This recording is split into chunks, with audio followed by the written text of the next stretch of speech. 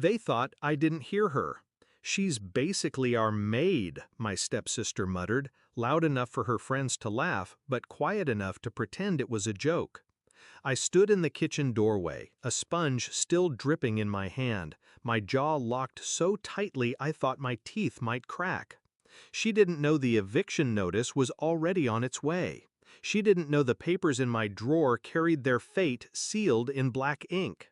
She didn't know that the girl scrubbing their dishes and folding their laundry was the one holding the deed to the very house they mocked me in. But I knew, and I waited. When my mother remarried, I wanted to believe her promises. This will be good for us, a family again, stability. But stability came with conditions. My new stepfather was charming in public, cruel in private. His daughter, my stepsister, learned early to mirror his smirks, his condescension, his quiet digs at me. At first I ignored it. I was the outsider. I thought if I worked hard enough, stayed useful, they'd let me belong. Instead, I became their servant. Dinner dishes? Mine. Laundry? Mine. Grocery runs? Mine.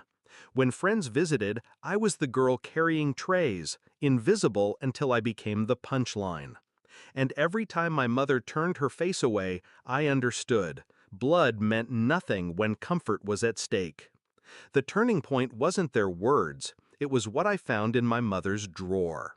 One afternoon, while searching for a receipt, I saw the paperwork, legal documents showing she and her husband were drowning in debt. Mortgages stacked on mortgages, overdue notices hidden under junk mail. The house wasn't theirs, not really.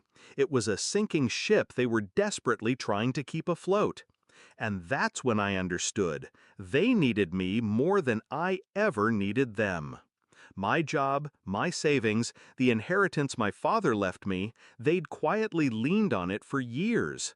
They dressed it up as family support, but it was dependence disguised as love. I didn't yell, I didn't confront. That would have given them power. Instead, I played along. I kept scrubbing, folding, smiling. I let them believe I was beneath them, even as I spoke with lawyers, even as I bought their mortgage debt in silence. Step by step, I positioned myself where they least expected, above them. I became their creditor, their landlord, the silent owner of every brick and nail in the home where they sneered at me.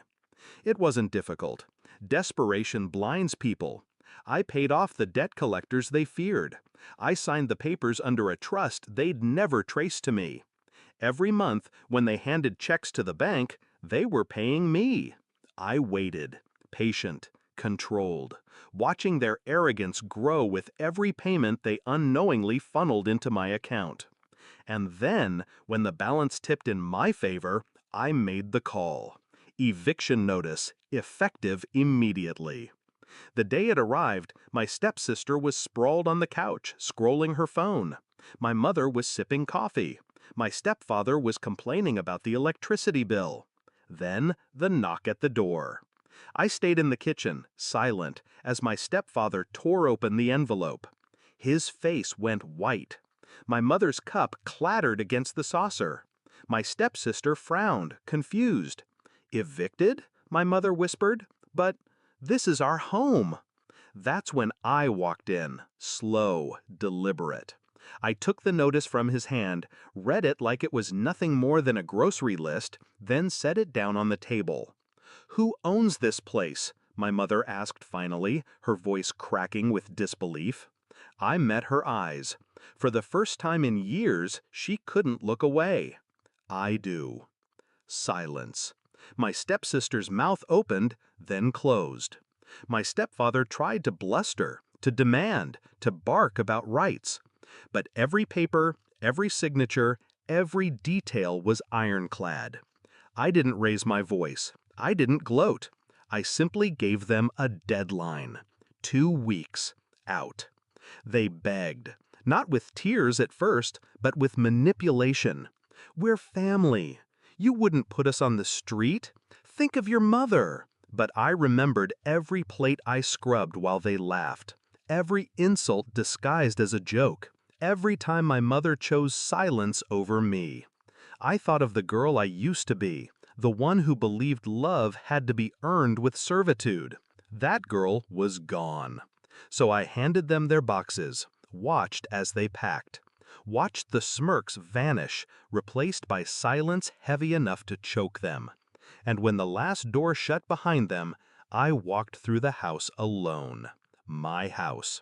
No more pretending. No more scrubbing to earn a place. I owned the walls they once mocked me in. I owned the silence they left behind. And for the first time in years, I felt clean. Final reflection. Revenge isn't always loud. Sometimes it's the quietest thing in the world, the sound of keys turning in a lock that only you control. They called me their maid, but in the end, I was their master.